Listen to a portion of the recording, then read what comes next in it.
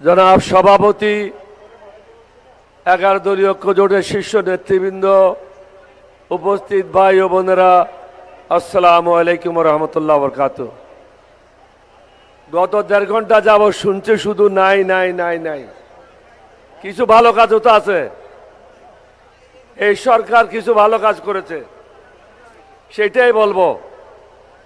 আওয়ামী লীগ চলে যাওয়ার পরে বিভিন্ন বাস স্ট্যান্ড খালি ছিল, ট্যাক্সি স্ট্যান্ড খালি ছিল, রাস্তাঘাট খালি ছিল। এখন বিএনপির 20 লক্ষাধিক লোক চাঁদাবাজিতে নেমে গেছে, তাদের কাজের সুযোগ হয়েছে। সুতরাং সব নাই নাই বললে তো হবে না। গত 3 মাসে 31,000 কোটি টাকা ঋণ খেলাপি হয়েছে। সুতরাং সরকার যেটা করার সেটা করছে।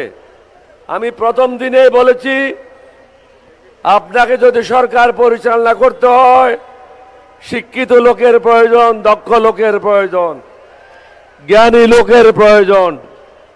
ব্যাংক খেলাপিদেরকে দিয়ে দেশ চালাতে পারবেন না, চোরদেরকে দিয়ে দেশ চালাতে পারবেন না, অতীতে যাদের দুর্নীতির রেকর্ড আছে তাদেরকে দিয়ে দেশ চালাতে পারবেন না। সুতরাং তাদের কাছে এর থেকে বেশি আশা করা আমাদের জন্য এটা ভুল হবে।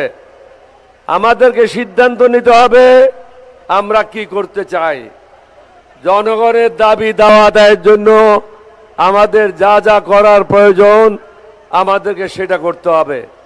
আবহাওয়ার অবস্থা ভালো না, লম্বা বক্তব্য রাখবো না।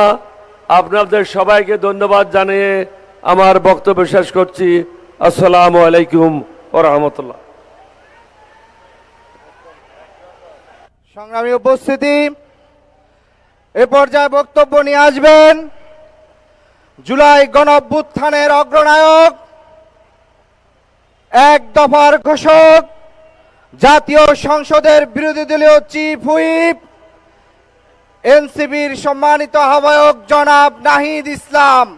বক্তব্য নিয়ে আসছেন জনাব নাহিদ ইসলাম।